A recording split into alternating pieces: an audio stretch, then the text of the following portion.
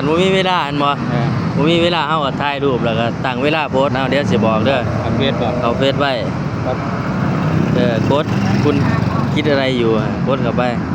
เอาลองเขียนทักทายเบิ่งทักทายยามบ่ายยามหยังทักทายดิเขียนนี่หยังก็แล้วแต่โพสต์นี่หยังก็แล้วแต่คันเดี๋ยวบ่มีเวลาเนาะเพราะว่า กันก็เนาะเอาลองเก็บได้ต่อ เจ้าก็กดไปบัดนี้ทัดไปกำหนดเวลาก ำหนดแต่ นี่เด้กำหนดเวลานี่กดไป โพสต์บ่ กำหนดภายหลังกดไปวันที่2ถูกต้องทัดไปอีกตกลงเวลาบัดนี้เอา9:00 นบ่หรือว่า8:00 น ตามเดือนตามนี้ เอาลองไปเบิ่ง8:00 นเอา8:00 น เอาแปดขึ้นไปผิดอ่ะ 45ก็แล้วแต่เอาไปกดไป 8:45ใช่เนาะ ตกลง จบกันนี่บอก กดกลับบัดนี้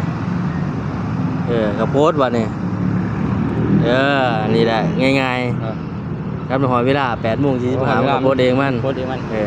เอาลงอะไรก็ได้บอก ว่าจะเข้าลงได้ก็ได้แต่ว่าไอ้ระยะเวลามันเกินกันครึ่งชั่วโมงได้หรือว่าเป็นชั่วโมงได้ ชั่วโมงก็ได้